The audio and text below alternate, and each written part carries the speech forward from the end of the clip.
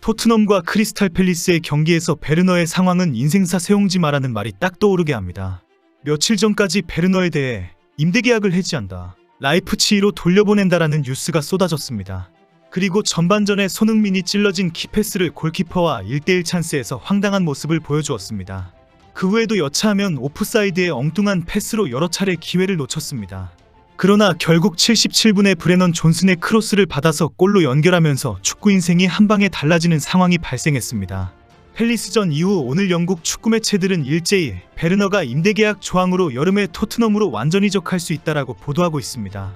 풋볼 런던은 베르너는 팰리스전 직전까지 기대의하였다, 맨유와의 경기를 시작으로 5경기에 출전했지만 공격 포인트는 도움 2개에 그치고 있었고 골 결정력은 여전히 실망스러웠다, 손흥민의 선발 복귀 후에는 바로 벤치에 밀려났다라고 지적했습니다. 그러나 히샬리송의 부상으로 베르너에게 완전 영입을 확정할 기회가 찾아왔고 승부를 원점으로 돌리는 데뷔골로 그 기회를 잡았다라고 보도했습니다. 풋볼 런던은 앞으로 몇 주 동안 히샬리송이 팀에서 빠지게 된다, 이는 베르너에게 큰 기회이다, 손흥민은 원톱을 맡게 될 것이고 베르너는 왼쪽 윙어로 활약하게 될 것이다, 베르너는 이 시스템에서 최고의 히트를 칠 모든 조건을 갖추고 있다라고 전망했습니다.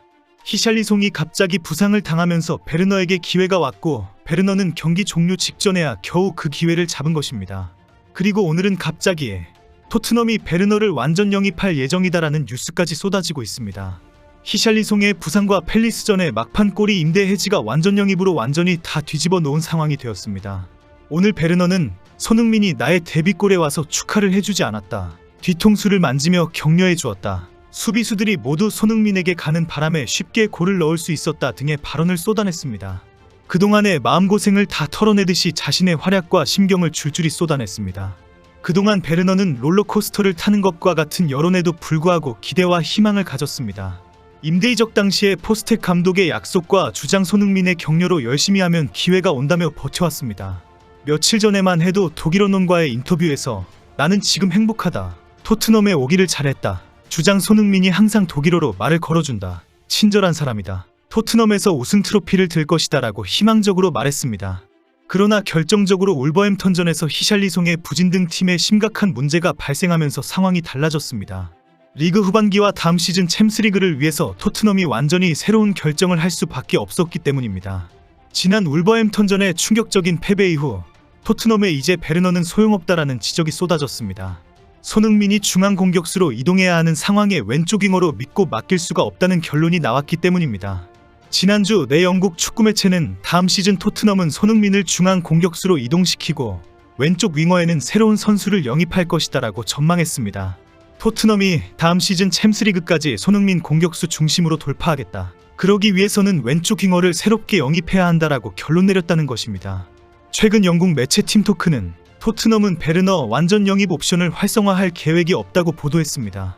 또 다른 매체 커트 오프 사이드도 토트넘은 시즌이 끝나면 베르너를 라이프치히로 돌려보낼 것이다라고 전했습니다. 매체들은 모두 토트넘이 스트라이커 대신 윙어 영입을 심각하게 고려하고 있다, 이는 토트넘의 장기적인 옵션과 관련이 있다라고 지적했습니다. 커프 오프 사이드는 포스텍 감독이 손흥민과 히샬리송을 전방에 내세우고 넓은 공간에서 뛸 윙어를 찾고 있다고 전했습니다. 이렇게 된 이유는 히샬리송의 부진 때문입니다. 원톱으로 내세우고 손흥민을 왼쪽 윙어에 붙박이 하면서 히샬리송의 늪에 허우적거리는 팀이 되어버렸기 때문입니다. 그래서 결국 손흥민과 히샬리송 투톱이나 손흥민 원톱으로 돌아설 수밖에 없었고 그러기에는 왼쪽 윙어 베르너는 불안하다는 결론이 난 것입니다. 이런 상황에서 히샬리송이 부상을 당하면서 토트넘 합류 5번째 리그 선발 출전의 기회가 갑자기 생긴 것입니다. 여기에서 토트넘이 패배를 한다면 리그 4위 진입은 어려워질 수 있는 중요한 경기였는데 베르너는 2차례나 결정적인 기회를 놓쳤습니다. 전반전 골키퍼와의 1대1 상황에서 황당한 슈팅까지 하면서 자신감이 바닥을 칠 상황까지 몰렸습니다. 여기에 후반 59분 팰리스의 에베레치 에제가 프리킥으로 선제골을 터뜨리면서 토트넘의 고민을 깊게 했습니다. 그러나 결국은 후반 교체 투입된 존슨이 오른쪽에서 두 수비수를 제치고 찔러준 공을 백포스트로 밀어넣었습니다. 베르너가 지난해 10월 28일 라이프치히전에서 득점한 이후 첫 골이고 토트넘의 데뷔골입니다. 경기 후 베르너는 인터뷰에서 기쁨을 그대로 쏟아내었습니다.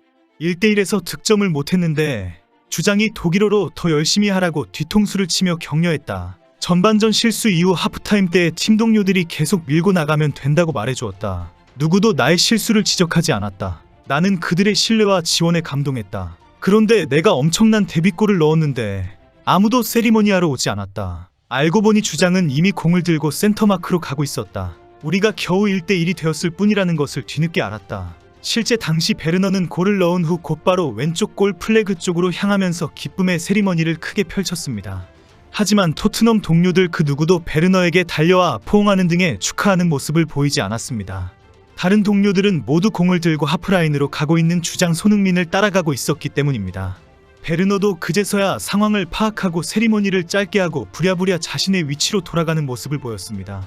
베르너는 우리가 이기기 위해서는 빨리 또 다른 골을 넣어야 하는 상황이라는 것을 뒤늦게 깨달았다. 그래도 내가 골을 넣어서 너무 기뻤다라고 말했습니다. 사실 전반전에 토트넘은 팰리스가 깊게 웅크리는 수비를 하면서 수많은 패스를 하고도 득점 기회를 만들지 못했습니다. 손흥민에게 제대로 된 패스도 공급되지 못하고 결정적인 기회를 날려버린 상황에서도 손흥민은 베르너를 격려했습니다. 도리어 잘하고 있다, 더 집중하자라며 위로까지 했습니다. 자칫 심리적으로 위축되고 의기소침할 수 있는 베르너와 팀 동료들에게 끝까지 다독이고 기합을 불어넣었습니다.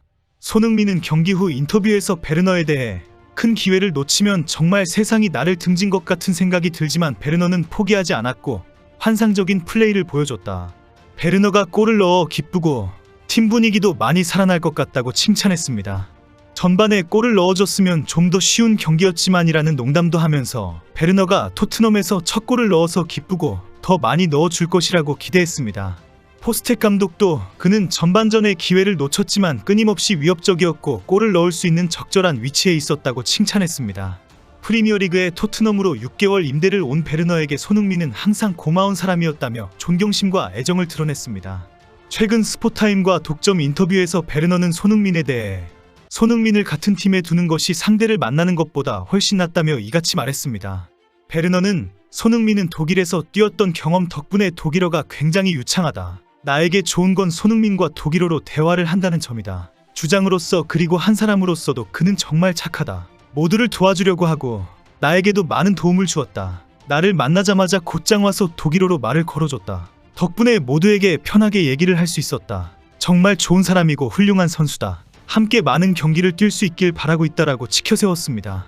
힘든 시간을 보낼 수도 있는 신분이고 상황이었는데도 손흥민의 칭찬과 사랑으로 기회를 만들어가는 베르너입니다. 축구도 인생도 세옹지마입니다. 서로 사랑하며 격려하며 대박의 기회를 기다려볼 만합니다.